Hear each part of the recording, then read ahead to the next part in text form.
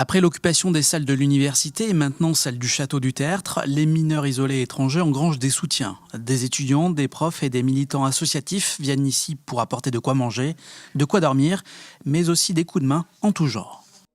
On a beaucoup de soutiens qui s'expriment. Ils vont être rendus publics dans la semaine, mais au-delà des associations comme Médecins du Monde ou Action Jeunesse Scolarisation, on a aussi des professeurs, pas mal de personnes de l'université, du personnel qui s'est présenté et pour nous afficher le soutien, ça fait chaud au cœur. Ça se passe très bien ici. Vraiment, grâce à les étudiants et grâce à les gens des Médecins du Monde, aujourd'hui on arrive à manger 3 fois par jour. Avant, ce n'était pas du tout facile pour nous. On mangeait 1 fois par jour. Aussi, par rapport à nos études, aujourd'hui, on a des gens aussi qui nous donnent des coups de main par rapport aux cours de français. Ici, l'objectif était de trouver un lieu d'hébergement pour une 50aine d'exilés jusqu'à la fin de l'hiver. Mais cette solution reste très fragile. Lundi soir, les collectifs ont convoqué une assemblée générale. Ils redoutaient une évacuation par la force des lieux que l'université juge insalubre. Le lieu, il n'est pas optimal. On aimerait bien pouvoir loger les jeunes dans des logements beaucoup mieux, avec effectivement chauffage, eau courante, électricité. Le seul problème, c'est qu'en fait, pour l'instant, la mairie ne prend pas ses responsabilités, l'État ne prend pas ses responsabilités, et il y a des jeunes qui dorment à la rue en plein hiver. Et nous, on ne veut plus accepter ça. Donc effectivement, on a pris le château en plus des quelques salles qu'on occupait dans la faculté. Parce qu'on a besoin d'espace, parce qu'on veut pouvoir scolariser les jeunes qui ne sont pas par l'État, on veut pouvoir héberger les jeunes qui sont à la rue. Quand on avait pris les Beaux-Arts, on avait un peu plus d'espace qu'ici, on comptait aussi héberger des familles et en fait, nous, on veut plus rester silencieux face à ça, quoi. C'est plus possible. De son côté, la présidence de l'université confirme qu'elle a demandé aux étudiants de quitter les lieux, mais pas aux forces de l'ordre d'évacuer le château par la force.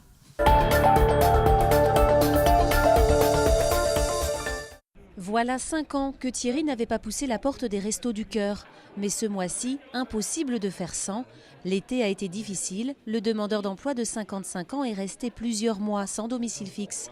Aujourd'hui, il a retrouvé un toit, mais ses allocations ne suffisent pas à joindre les deux bouts. Heureusement qu'ils sont là, parce que des fois, en début de mois, on va dire que ça va aller. Mais on arrive vers le 20 du mois, les comptes sont vides, le portefeuille est vide aussi, quoi. On se sent un peu honteux de venir sortir. Moi, c'est ce que je ressens. Mais bon, on se dit, on n'a pas le choix, soit qu'on s'inscrit ou on ne mange pas. Dans ce centre, les bénévoles devraient soutenir 1000 familles cette année, un triste record. Et le parcours de Thierry ressemble à celui de beaucoup d'autres. Cadre supérieur dans une grande entreprise, il a perdu son emploi. Dépression, séparation, c'est la descente aux enfers.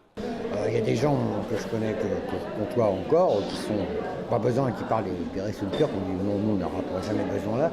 Je dis, moi c'est ce que je disais il y a un certain temps, mais je dis, faut pas dire on n'aura jamais besoin. Un jour ou l'autre, il peut vous arriver n'importe quoi, du jour au lendemain vous n'avez plus rien. Et si vous voulez manger, vous n'avez pas le choix. Il faut ravaler un petit peu des fois sa fierté, comme je dis, et puis y aller. Grâce au Resto du Cœur, il espère désormais rebondir. On nous donne au Resto du Cœur, c'est de l'argent qu'on ne dépensera pas dans les grandes surfaces. Donc c'est de l'argent qui va servir pour mettre un peu de côté, pour pouvoir acheter autre chose que de la nourriture. Parce que si on regarde dans un budget famille, qu'est-ce qui coûte le plus cher, c'est la nourriture. L'aide alimentaire lui permet de garder de l'argent pour faire plaisir à sa fille de 6 ans ou encore s'acheter des vêtements afin de rechercher un emploi. Mais ce qu'apprécie également Thierry, ce sont les 80 bénévoles qui le soutiennent moralement.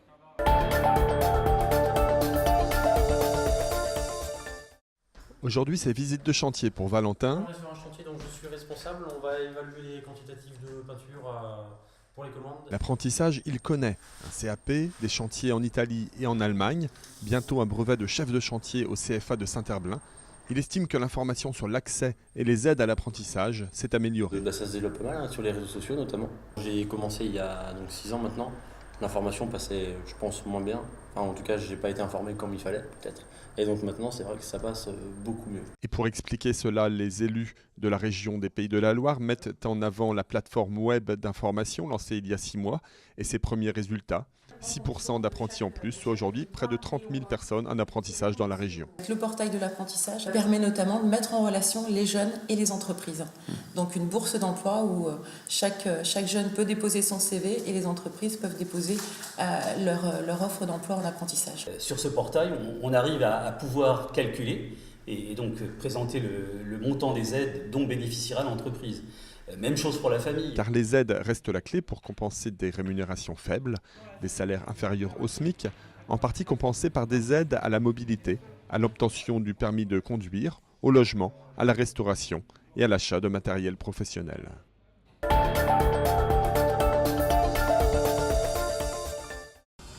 L'été prochain, on ne parlera plus de la gare de Savenay, mais du pôle d'échange multimodal.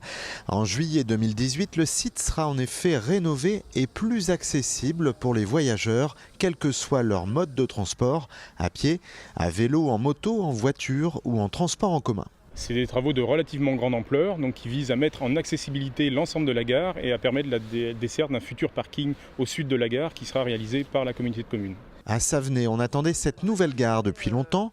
Avec une fréquentation en hausse, c'est devenu la 3e gare TER de Loire-Atlantique, après Nantes et Saint-Nazaire. À Savenay, plus de 2200 personnes prennent le train tous les jours. Donc il leur fallait des conditions d'accessibilité et de confort pour prendre ce moyen de locomotion. Alors bien sûr, ces travaux contribuent également au développement de Savenay, puisque par cette gare, les utilisateurs sont à 20 minutes de Nantes et un quart d'heure de Saint-Nazaire. Donc pour aller travailler ou pour venir travailler sur Savenay. Jusqu'à la fin du chantier, SNCF Réseau tente de minimiser les nuisances pour les riverains et les voyageurs. Mais il y aura bientôt un week-end sans train entre Nantes et Saint-Nazaire. Dans le jargon, on parle d'une opération coup de poing. Pas de circulation ferroviaire entre le vendredi 8 décembre au soir et le dimanche 10 décembre après-midi. Des autocars seront mis en place.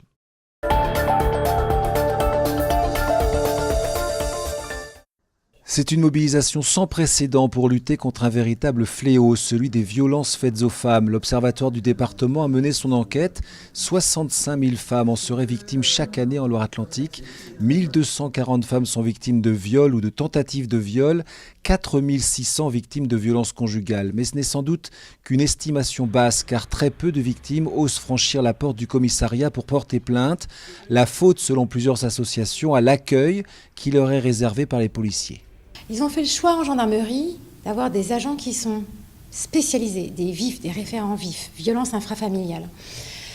Ça marche mieux parce que les gens sont volontaires complètement et se dirigent directement vers l'accueil de ces femmes. Ce n'est pas toujours le cas en police, malheureusement. Malgré cela, en zone police, c'est-à-dire dans les communes les plus importantes du département, le nombre de plaintes pour violences sexuelles a fortement augmenté depuis un an, plus 20%. Ce nombre a même doublé en octobre par rapport à la même période l'an dernier. Un mois d'octobre marqué par un phénomène de dénonciation sur les réseaux sociaux, phénomène de libération de la parole, nécessaire mais démesuré pour cette avocate spécialisée.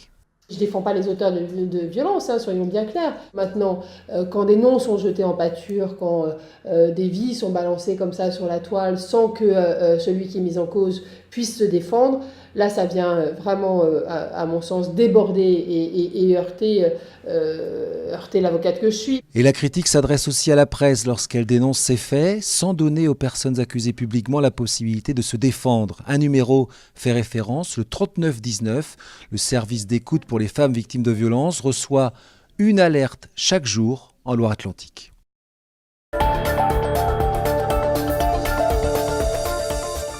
Suppression du bureau, transformation en agence bancaire, déménagement sur l'île Beaulieu. Les hypothèses sont nombreuses sur l'avenir de la Poste de Saint-Jacques. La faute à un manque de communication. Actuellement, les informations qu'on a de la part de la direction, d'une part quand on peut la joindre, ou des syndicats d'autre part qui se mobilisent pour la même raison que nous, ou même des élus de la municipalité, sont peu assurés et parfois contradictoires. Au début, la Poste a annoncé la destruction du bureau pour le réimplanter dans un nouveau bâtiment juste à côté dans un souci de modernisation. Mais pour le moment, le projet semble être arrêté. On ne nie pas la modernité, la demande de modernité du bureau de poste, mais cette modernité doit s'accompagner et ne doit pas être faite de façon brutale comme cela peut être annoncé actuellement.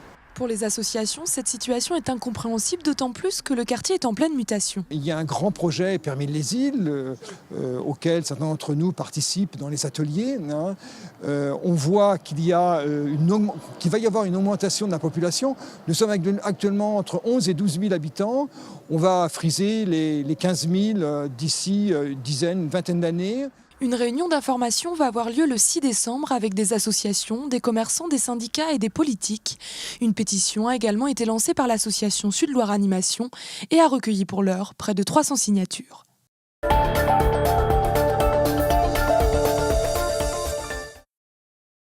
Un chiffre fait le buzz dans les médias. 54% des Français pensent qu'Emmanuel Macron doit tenir ses engagements pour faciliter le début des travaux de l'aéroport de Notre-Dame-des-Landes.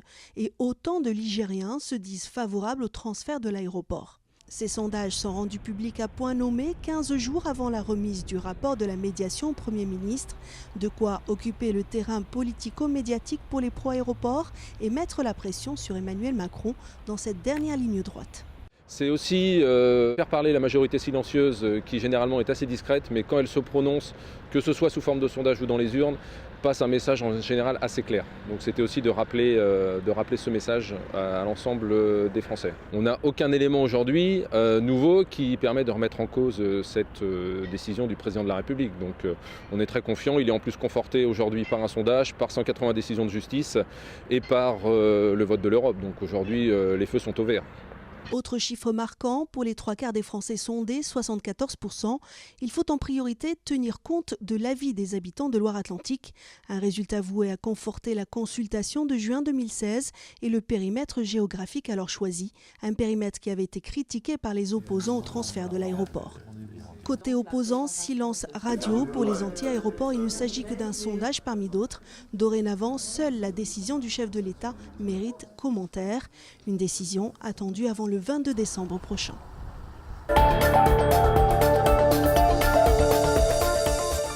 Le tripode refait parler de lui. Selon un dernier bilan, l'intersyndicale des anciens salariés affirme que 60 anciens fonctionnaires ayant travaillé dans cette tour sont décédés. 60 décès qui s'ajoutent aux 55 autres déjà recensés ces dernières années. C'est bien sûr l'amiante qui est pointée du doigt et l'intersyndicale souhaite que le bâtiment détruit en 2005 soit immédiatement classé comme site amianté.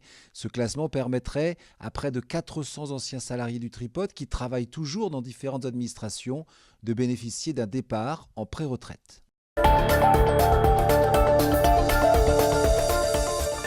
Avis aux usagers des Bacs de Loire, le service sera perturbé entre Indrette et Bassindre du 4 au 6 décembre prochain en raison de travaux d'entretien effectués sur la cale.